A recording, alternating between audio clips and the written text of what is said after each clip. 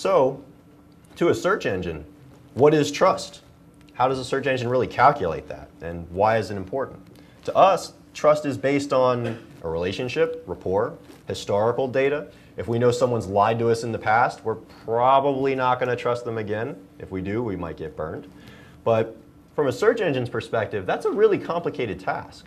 How do I know that the results, which may look like something, isn't necessarily a porn site or something like that? I'm trusting that search engine to provide me with the most relevant result. So how does it do that? And let's explore why trust is important to Google. If you haven't really delved into the world of SEO, there's a phenomenal resource out there. It's called SEOmoz.org. It's the foremost resource on search engine marketing information you can possibly get online, and the data they provide to you in the form of a blog, also in the form of their educational guides, is invaluable. And for the most part, it's totally free. So if you have a chance, go check it out. It's run by a gentleman named Rand Fishkin, who's kind of one of the iconic figureheads of the SEO industry right now. Rand took it upon himself to conduct a survey of the top 72 minds in search. There's only about 73. No, I'm just kidding. But they put out this survey and they asked all these guys who've been in SEO pretty much since the beginning, which was 1997, 1998, when people figured out they could do mean things to Yahoo to trick it. And they asked a whole bunch of questions. And the whole bunch of questions basically boiled down to what works in SEO and what doesn't. Is putting a bunch of keywords in your title tag the most important thing you can do? Is building a bunch of links with a very specific anchor phrase pointing back to your site the most important thing you can do? They broke it down systematically, and based on the opinion, the collaborative opinion of these top minds, they reverse engineered the ranking algorithm. They broke it down into several categories, and if we look at this diagram in comparison to the way search engines were years ago, it's dramatically different. Principally this part right over here, on-page keyword use. Back in 1999, 2000, it was called keyword spamming.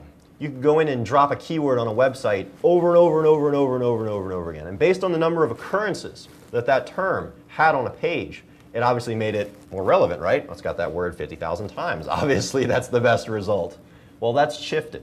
One thing that's fascinating here, and I think the most important thing to pay attention to today, and kind of the focus of what we're going to be talking about is, what is this concept of trust, the authority of the host domain? What is this concept of link popularity to a specific page? What is this concept of anchor text or external links? When you're looking at something, we've all seen click here, right? It's that little blue hyperlink thingy, click here, you know what I'm talking about? Well, those words, click here, are actually hypertext.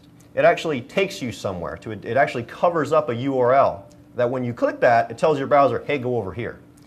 Search engine algorithms move through the web. They crawl the web, basically, via this huge thing called a link graph. And a link graph is basically a portrait of the web. It's all tied together by links, little pieces of code which point you from one place to the other. And search engines use anchor text to kind of figure out, all right, well, if I'm clicking on a link that says cleaning services, and I'm going to a website that's probably about cleaning services based on, well, a couple of these on-page items over here, and, well, I can see from my historical index that, okay, this site's probably about that. If I'm following this link and it's coming from a very credible or trustworthy source, well, that's probably what that site is about. So anchor text is basically a clue that tells the search engine what your website is about.